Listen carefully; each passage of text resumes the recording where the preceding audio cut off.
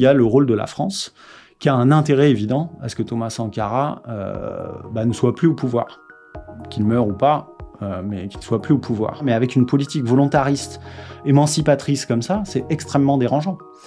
C'est une menace. En 87, il appelle les pays africains à refuser de payer la dette. Enfin, il dit « j'ai besoin de vous, j'ai besoin qu'on soit plusieurs, parce que si je suis le seul à refuser de payer la dette, je ne serai pas là au prochain sommet. » Et donc la France est liée d'une manière ou d'une autre en fait, à l'élimination de Thomas Sankara, a préservé ses intérêts au moment de l'élimination de Thomas Sankara, et elle a préservé ses intérêts ensuite avec son successeur, puis dans la manière de protéger son successeur au moment où il était renversé par la population.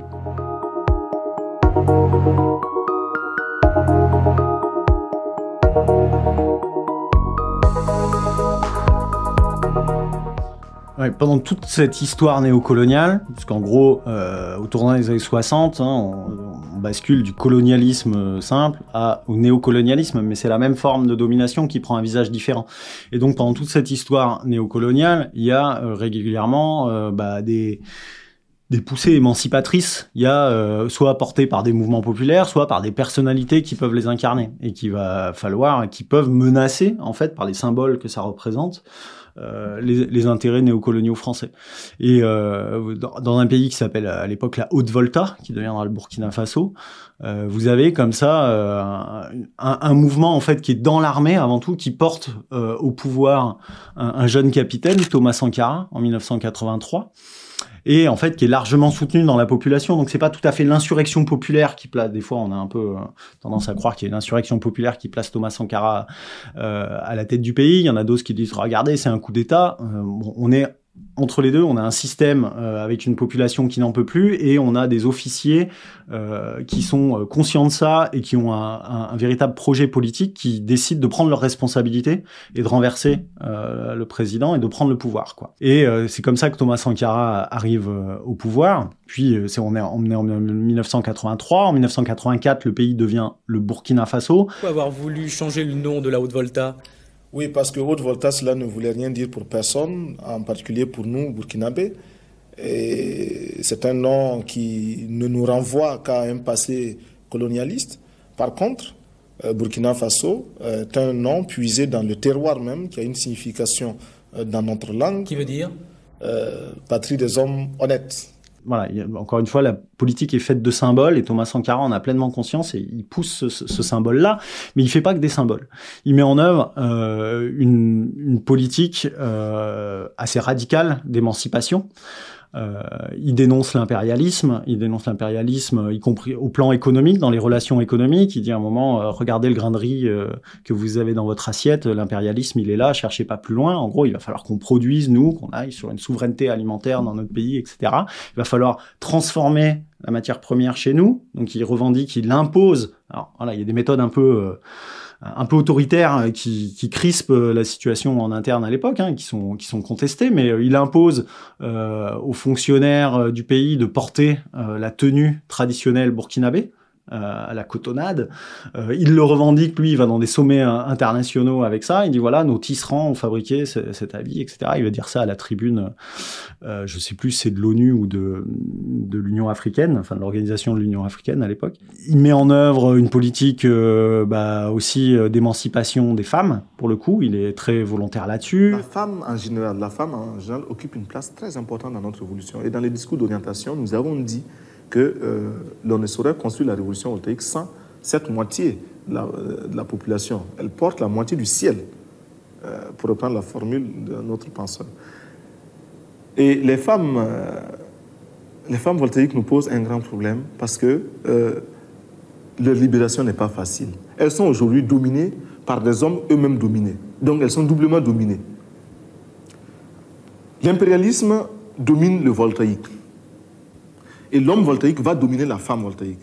Celle-là qui est obligée de faire 15 km dès 4 heures du matin, lever très tôt le matin pour aller chercher de l'eau à 15 km, une eau saumâtre, une eau polluée, une eau dangereuse pour sa santé à elle et la santé des enfants, qui doit faire la cuisine pour un homme qui dort, qui va se réveiller plus tard, qui doit nourrir les enfants, les laver, qui doit aller très tôt au champ, travailler avec les hommes, qui doit en plus travailler son petit champ personnel, qui doit la nuit venue, veiller à tout ranger, faire entrer le bétail et ceci et cela.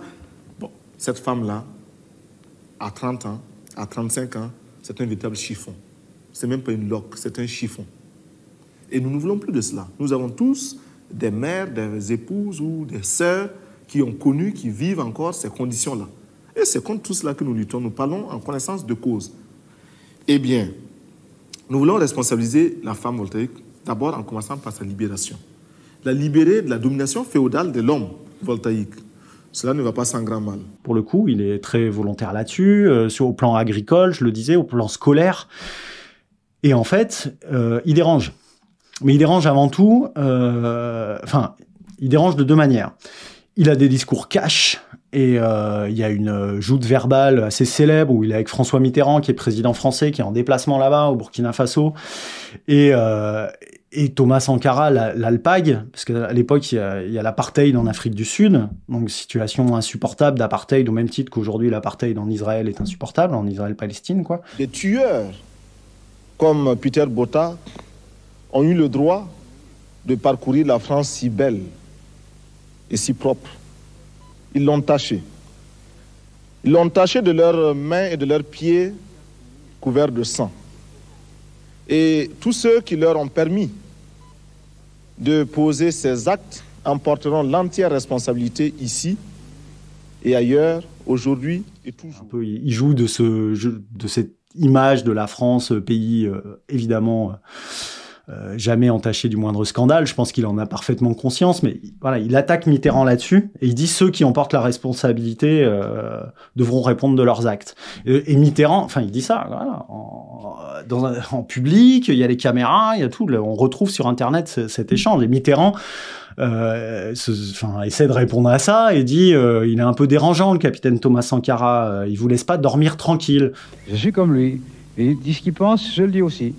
Et je trouve que dans un certain nombre de ses jugements, il a le tranchant d'une belle jeunesse et le mérite d'un chef d'État totalement dévoué à son peuple. Et moi, j'admire ses qualités qui sont grandes, mais il tranche trop aussi. Il va plus loin qu'il ne faut, enfin, à mon avis, qui me permettent de lui parler du haut de mon expérience. Donc voilà, il dérange par des discours comme ça, par des discours à l'ONU où il soutient les indépendantistes de Nouvelle-Calédonie face à la France, donc un sujet qui est toujours d'actualité, mais voilà, il prend ce type de position-là. Il appelle à refuser de payer la dette, donc il fait un discours célèbre à l'OUA, l'Organisation de l'Unité africaine, ou en 87, et il appelle les pays africains à refuser de payer la dette. Il dit les pays qui nous ont prêté savaient en nous prêtant que cet argent ils le récupéreraient pas, parce qu'en gros ils ont prêté à des dictateurs corrompus qui ont mis ça de côté, qui n'ont pas utilisé cet argent correctement. Donc nous n'avons pas à le rendre. Cette dette elle est illégitime. Il n'utilise pas ce terme de dette illégitime, mais il en défend l'idée. Et il dit on n'a pas à rendre cet argent si on veut pouvoir défendre notre population. Et il dit, si nous, on paye la dette, en fait, on va mourir, notre population va en crever. Si on la paye pas, les pays qui ont prêté, ils vont pas en mourir, quoi. Ça va aller. Et il défend cette idée-là, et il dit... Si le Burkina Faso, tous ceux le refusent de payer la dette, je ne serai pas là à la prochaine conférence. De fait, il a été éliminé juste 3 mois après, ou 1 mois après, je sais plus exactement, mais juste quelques semaines plus tard. Mais il dérange de cette manière-là, donc il attaque frontalement les intérêts impérialistes, mais il dérange aussi les chefs d'État africains. Et là, on arrive à une idée qui est centrale dans la notion de France-Afrique, et que j'ai peut-être pas encore assez évoquée, c'est que tout ça se met en place avec des élites africaines. La France-Afrique, j'ai parlé du rôle de Focard, j'ai parlé un peu du rôle des institutions françaises, mais il y a des élites africaines. Et nous, on propose dans le livre une définition de la France-Afrique où on insiste aussi sur cette place des élites. On a des élites africaines qui sont pleinement intégrées à ça et qui ont leur intérêt personnel là-dedans. Et il y en a une, il y a des cas célèbres comme Omar Bongo, qui a été le président du Gabon pendant 42 ans, enfin le dictateur du Gabon, mais il y en a d'autres qui passent plus inaperçus, comme Léopold Sédar Senghor. On nous bassine que c'est un poète sénégalais, etc. Mais en fait, ça a été aussi un des artisans de la France-Afrique à sa manière. Et puis, il y a Félix Houphouët-Boigny, qui est vraiment un personnage central, qui deviendra le premier président de Côte d'Ivoire, après avoir à une époque défendu l'indépendance, qui va changer d'avis, s'émanciper du Parti communiste, ensuite se rapprocher de Mitterrand à l'époque, qui est un jeune ministre ambitieux, et puis finalement qui deviendra le président de Côte d'Ivoire de 1960 jusqu'à sa mort en 1993. Et pendant toute cette période-là, lui, il détourne massivement l'argent du pays. Il y a un peu de développement économique dans le sud du pays, mais il met pas du tout en œuvre une politique émancipatrice, en clair.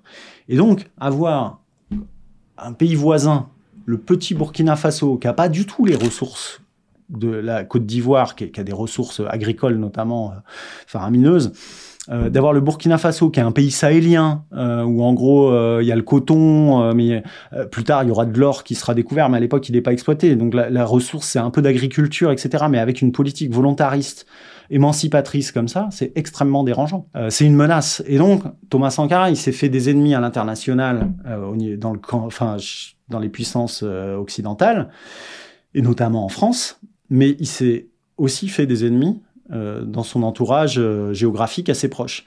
Et il y a un complot qui se met en place en 1987, mené en fait par celui qui était son plus fidèle ami depuis l'enfance, Blaise Compaoré, qui deviendra président du Burkina Faso ensuite pendant 27 ans.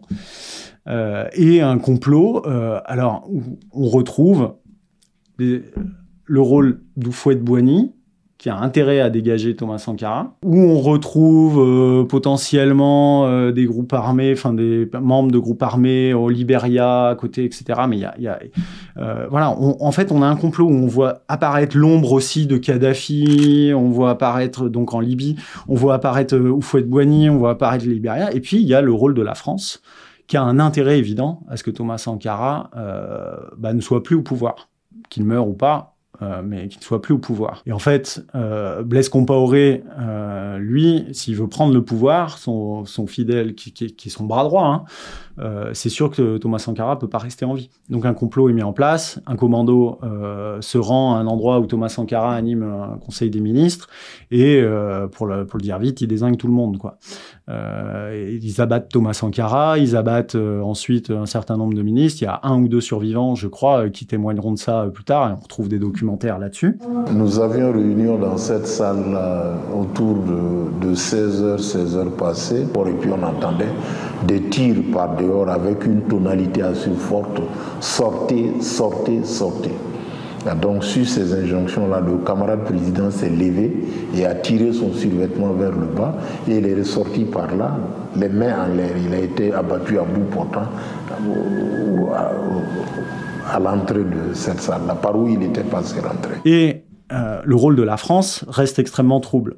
Mais il y a des nouveaux témoignages qui sont sortis juste avant qu'on publie le livre, et dont on se fait écho, où des responsables des écoutes téléphoniques ont vu arriver des gens des services secrets français pour confisquer le matériel d'écoute au lendemain du coup d'État et de l'assassinat de Thomas Sankara. Et donc, en fait, tout le matériel d'écoute de l'époque, qui est sur des bandes magnétiques, on n'est pas sur des clés USB qui se copient, etc., a disparu, avec visiblement intervention de membres des services français, parce qu'il y en a un qui cite un gars qui s'appelle Paul Baril, qui est un mercenaire français extrêmement connu, qu'on retrouve un peu dans un certain nombre de coups tordus de la France-Afrique. Et donc la France est liée d'une manière ou d'une autre, en fait, à l'élimination de Thomas Sankara. C'est pas la France qui a appuyé sur la gâchette, c'est peut-être pas elle qui a fourni les armes, mais en tout cas, si Blaise Compaoré s'est lancé là-dedans, c'était déjà qu'il savait que il se ferait pas d'ennemis du côté français, ni du côté de Félix Houphouët-Boigny.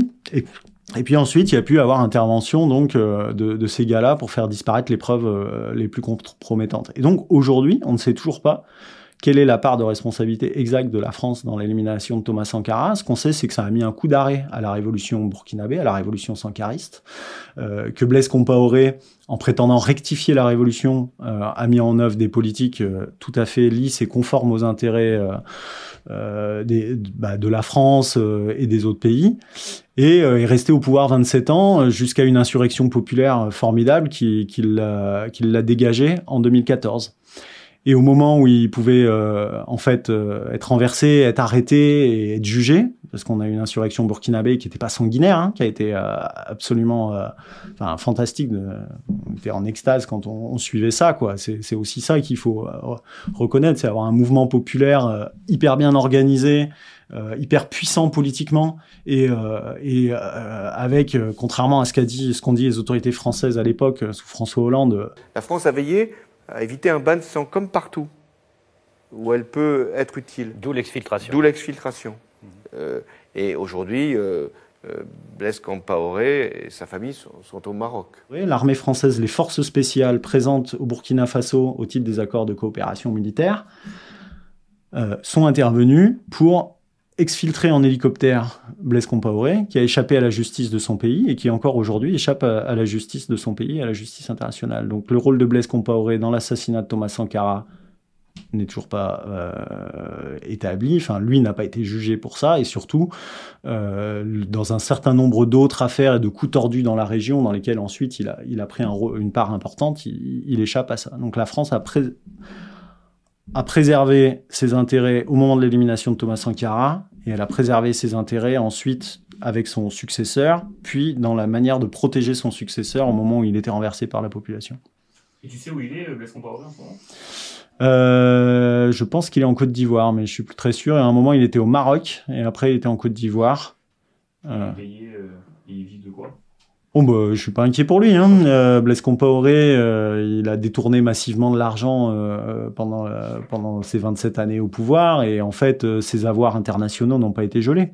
Donc en fait, tout l'argent qu'il a conservé sur des comptes à l'étranger, il en dispose librement.